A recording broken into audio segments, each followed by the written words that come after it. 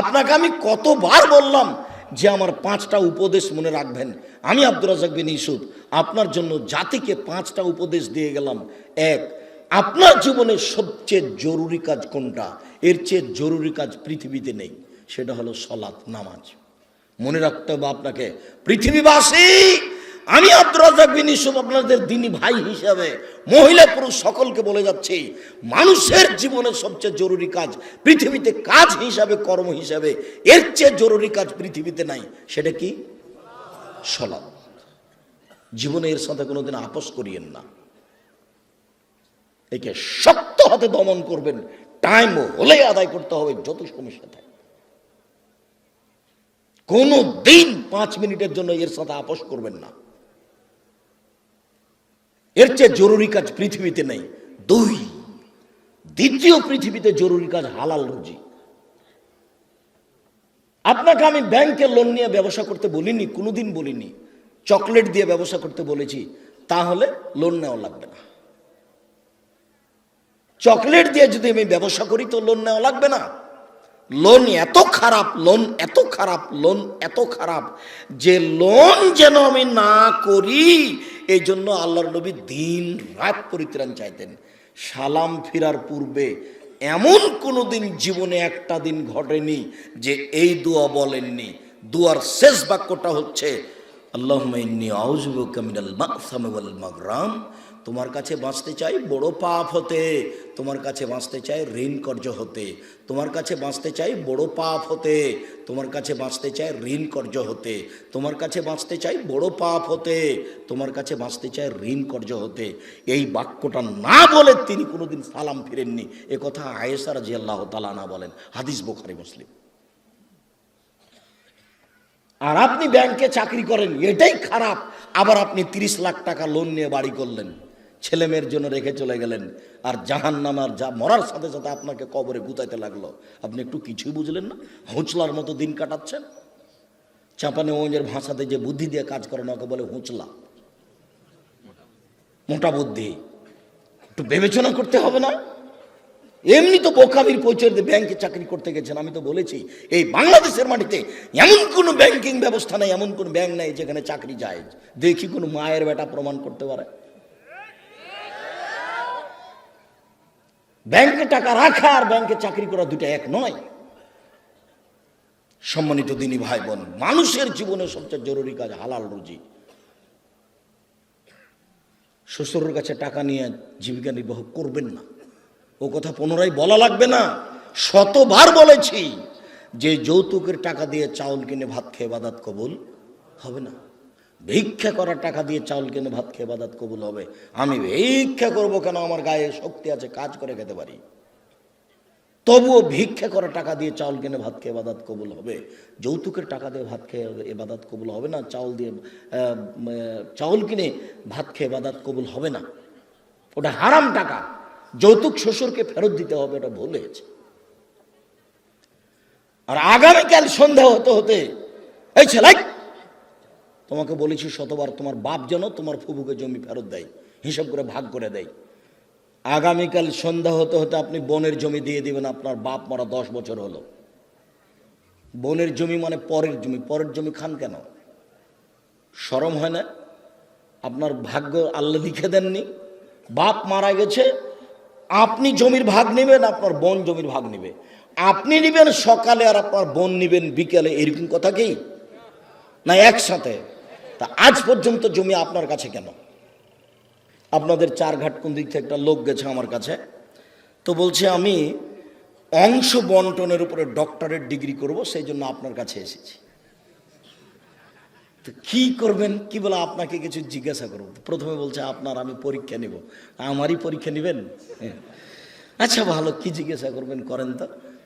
তো কিছু মাসলা জিজ্ঞাসা করলো এই ফারাইজ সম্পর্কে।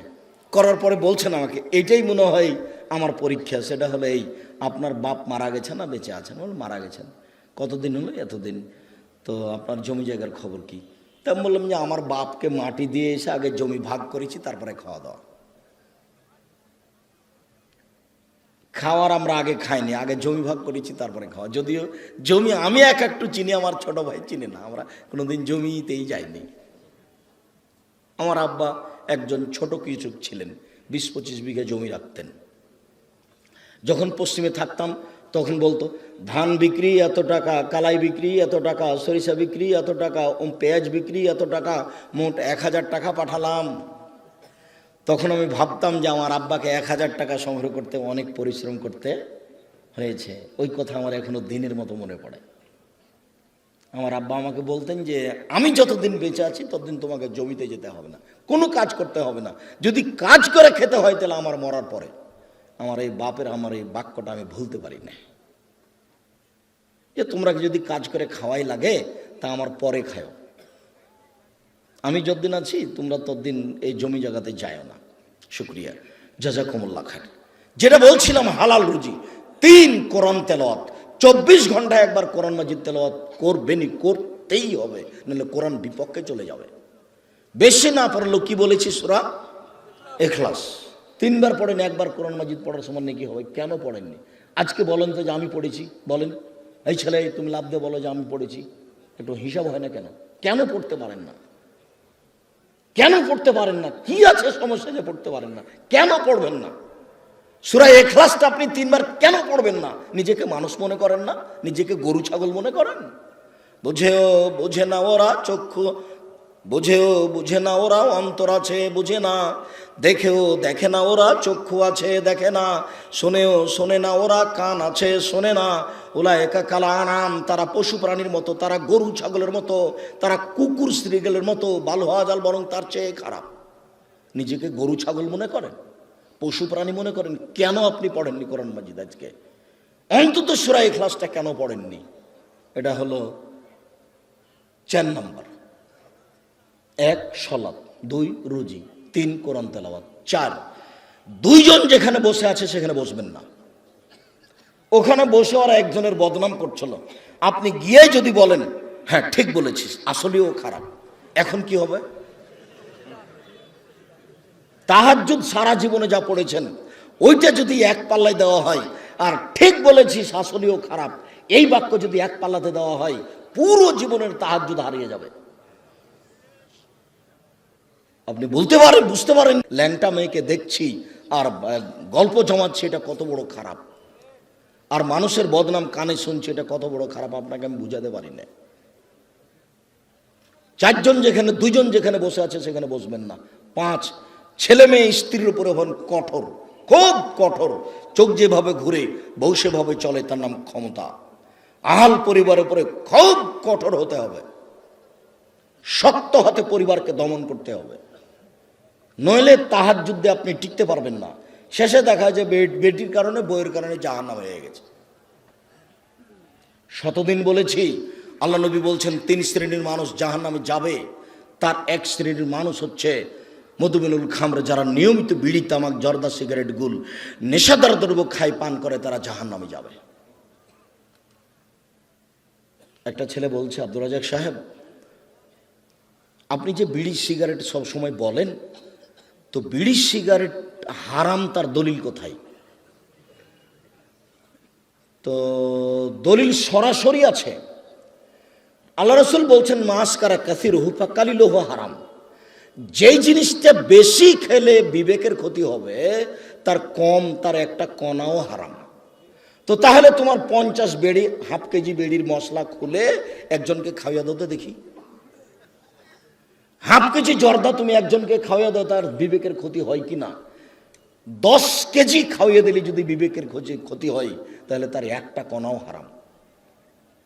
আল্লাহ রাসূল বলেছেন, এক বাক্য বলেছেন এমন ভাবে কিয়ামত পর্যন্ত সারা পৃথিবীর সব জায়গাতে চলবে। কাজেই হালাল রুজি খাবেন, আর জরুরি প্রয়োজন ছাড়া কোথাও বসবেন না, আর পরিবারের উপরে খুব শক্ত, খুব কঠোর হতে হবে। সম্মানিত দিনী ভাই বোন, এই 5টা উপদেশ থাকছে। বলছিলাম আমার দিনী বোনদের ব্যাপারে একটু অনুরোধ জানাচ্ছি। দেখুন, 4টা কাজ করতে পারলে আপনার জন্য জান্নাতের সব দরজা খোলা। আপনি 4টা কাজ করেন, জান্নাতের যে কোনো দরজাতে যেতে পারবেন। আমি বলিনি এই কথা মুহাম্মদ সাল্লাল্লাহু আলাইহি সাল্লাম বলেন। 1 সলাত খামসাহা, 5 ওয়াক্ত সালাত আদায় করুন। এই ছেলে, তোমরা ওখানে ভাবে দাঁড়িয়ে কেন? বসো। দিনী ভাই বোন, আমি আপনাদেরকে অনুরোধ করছি, আপনারা দয়া করে দোকানপাটে কেউ থাকিয়েন না, রাস্তাঘাটে চলাচল করিয়েন না, এখন কোনো কাজ করার প্রয়োজন মনে করেন না। আপনার আমি কিছু না কিছু উপকার করবো ইনশাআল্লাহ। আপনিও যেমন কষ্ট করে এসেছেন, আমিও তেমন কষ্ট করে এসেছি। আমি 7:30 8টার দিকে বাসায় পৌঁছেছি। বরিশাল বরগুনায় ছিলাম রাতে। বরিশাল বরগুনা থেকে আমি রাতে বক্তব্যের পরে যাত্রা আরম্ভ করে সকাল 8টার দিকে আমি প্রতিষ্ঠানে পৌঁছেছি। এটা নিয়ে আমার কোনো খেয়ালই ছিল না। এশার সালাতের পরে অবগত হয়ে আমি আসলাম। আমি কষ্ট করে এখানে এসেছি, আপনি চায়ের স্টলে বসে থাকবেন? আপনাকে আমি মানুষ মনে করব? কেন আপনাকে আমি মানুষ মনে করব? আল্লাহ আপনাকে পশু প্রাণী বলছেন, আমি কেন বলবো? আপনি পশু প্রাণীর মতো। পশু প্রাণীর মতো না হলে আমি দিনের কথা বলছি, আপনি ওখানে বসে থাকবেন কেন?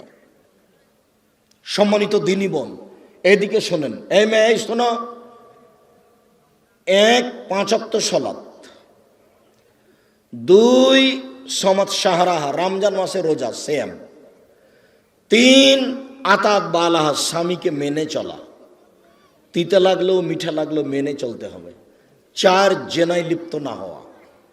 এই 4টা কাজ করবেন, জান্নাতের সব দরজা খোলা। 4 নাম্বার জেনা।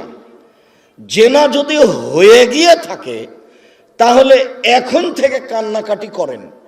যদি আপনি খালেস অন্তরে কান্নাকাটি করতে পারেন দিন রাত, তাহলে আল্লাহ জেনার পাপটাকে নেকি দিয়ে পূর্ণ করে দিবেন। আর আল্লাহ ওয়াদা করেছেন আপনার সাথে, অনাহা নাফসা আনিল হাওয়া ফাইনাল জান্নাত হিয়াল মাওয়া। পৃথিবীবাসী মনে রেখো, আল্লাহ তাআলা বলছেন, পৃথিবীবাসী মনে রেখো, তোমরা যদি অশ্লীল কাজ থেকে নিজেকে বিরত রাখতে পারো, আমি আল্লাহ তোমাকে জান্নাতুল মাওয়া দিয়ে দিলাম। ওটা তো আল্লাহর ওয়াদা। আপনি অশ্লীল কাজ বন্ধ করেন, জান্নাতুল মাওয়া আপনার জন্য প্রস্তুত আছে। এটা মানুষে বলেননি, এটা নবী বলেননি, এটা সরাসরি আল্লাহ বলছে। অতএব যদি কারো জেনা হয়ে গিয়ে থাকে, বন্ধ করেন, আপনি ভালোর মধ্যে চলে যাবেন। স্বামীর সাথে ভালোভাবেই চলতে হবে। আপনার স্বামী আপনাকে গালি দেয়, এ কথাই ঠিক। আপনার স্বামী আপনাকে মারে, এ কথাই ঠিক। আপনার স্বামীর মুখ খারাপ, এ কথাই ঠিক। এর পরেও কোনো উত্তর না করে পাথর হয়ে এই সংসার করেন, এটাই আমার পরামর্শ। আমি আপনার দিনী ভাই হিসেবে আপনাকে আমি পরামর্শ দিচ্ছি, যেহেতু 2-1টা ছেলে মেয়ে হয়ে গেছে, আপনি এই সংসার করেন, ওর সাথে কথা বলেন। সপ্তাহ সপ্তাহ কথা বলেন না, রান্না বান্না করে ছেলের হাতে মেয়ের হাতে দিয়ে পাঠান। আর 1 গ্লাস পানি চাইলে সামনে গ্লাসটা রেখে ঠ্যাক্কস করে রেখে দুদিকে হেঁটে চলে যান। এভাবে সংসার করলে আল্লাহ অসন্তুষ্ট থাকবেন, পরকাল জাহান্নাম হয়ে যাবে। এই সংসার করতে হবে না। আমার কথা আপনি মেনে চলেন, কষ্ট হোক, মুখ বন্ধ করেন, প্রতিবাদ করিয়েন না, তার সাথে মিশে চলেন, তার পায়ের নিচে দুনিয়া শেষ করে দেন, তাকেই ভালোবেসে দুনিয়া শেষ করে দেন, আপনার জন্য ভালো হবে, জান্নাত হবে। শেষ পর্যন্ত যদি বুঝেন যে সংসার হবেই না, তাহলে এভাবে ঝুলন্ত থাকতে হবে না, আপনি খোলা করে নেন। যে কোনো মহিলা যে কোনো স্বামীর সাথে খোলা করতে পারে যে আপনার সাথে থাকবো না, চেয়ারম্যান সাহেবরা ঠিক করে দেন, কাজী সাহেব ঠিক করে দেন, আমাকে একটা খোলা তালাক লিখে দেন, আমি আমার স্বামীর ভাত খাবো না। আপনি করেন, 1 মাস পরে অন্য জায়গাতে বিবাহ বসেন, কিন্তু ঝুলন্ত অবস্থায় এভাবে থাকিয়েন না। মাস মাস বছর বছর স্বামীর সাথে কথা বলবেন না, এটা ঠিক নয়। কষ্ট করে, গালি সহ্য করে, মায়ের সহ্য করে আপনি চুপচাপ থেকে সংসার মেনে নেন, আপনার জন্য ভালো হবে। যদি শেষ পর্যন্ত বুঝেন যে হবেই না, তাহলে 7 দিন পার করতে হবে না, সংসার বাদ দেন। 4টা কাজ করেন, জান্নাতের সব দরজা খোলা আপনার জন্য। আপাতত কথা শেষ, আপনি আমার দিনী বোন। 1 5 ওয়াক্ত সালাত, 2 রমজান মাসে রোজা, 3 স্বামীকে মেনে চলা, 4 জেনায় লিপ্ত না হওয়া। জেনা যদি ঘটেই থাকে তাহলে মরা পর্যন্ত কান্নাকাটি করেন, যা পাপ হয়েছে সেটা আল্লাহ নেকি দিয়ে পূর্ণ করে দিবেন ইনশাআল্লাহ। এবার আপনাদের সাথে একটু জরুরি কথা, যেটা আল্লাহ রাসূল বলেছেন, স্বামী হিসাবে, বাপ হিসাবে জরুরি কথা হচ্ছে, 1 যে মানের আপনি খাচ্ছেন বউকে স্ত্রীকে সে মানের খাওয়াবেন। 2, যে মানের কাপড় আপনি পরছেন বউকে স্ত্রীকে সে মানের পরাবেন। 3, কখনো কটু কথা বলবেন না। স্ত্রীকে কটু কথা বলা নিষেধ, গালি দেওয়া নিষেধ, নিন্দা করা নিষেধ। শ্বশুর শাশুড়ির ব্যাপারে মন্তব্য ভুলেও কোনোদিন ঘুমের ঘরেও করবেন না। শ্বশুর শাশুড়ির বিরুদ্ধে কোনোদিন কথা বলবেন না। স্ত্রীকে কখনো কটু কথা বলবেন না। বলবেন না ভুলে যে তোমার রংটা কালো, বলবেন না ভুলে যে তোমার ঠোঁটটা মোটা। একবার যদি ঠোঁট মোটা বলেন 10 বছর আপনাকে ভালোবাসবে না। ওরা হচ্ছে কম বুদ্ধির প্রশংসা প্রিয় মানুষ, সব সময় প্রশংসা করেন, তুমি খুব ভালো, তুমি খুব ভালো, তোমার মতো কোনো মেয়ে দেখি না, সারা রাত পাঁটি বেঁধবে। তার কাছে সেবা নেওয়ার চেষ্টা করেন, কটু কথা বলিয়েন না। 4, মুখের উপরে মারবেন না, কোনো সময় না, মুখের উপরে মারবেন না। গালে থাপ্পড় মারবেন না, আল্লাহর নবী নিষেধ করেছেন কঠিনভাবে। 5, অলা তাত্র খাইল্লা ফিল বাইতে, নিজের বাড়ি ছাড়া কোথাও থাকতে দিবেন না। যেতেই পাবে না খালার বাড়ি, ফুফুর বাড়ি, মায়ের বাড়ি, নানির বাড়ি, কোনো বাড়ি যেতে পাবে না। বিবাহের বাড়ি তো অসম্ভব হতেই পারে না।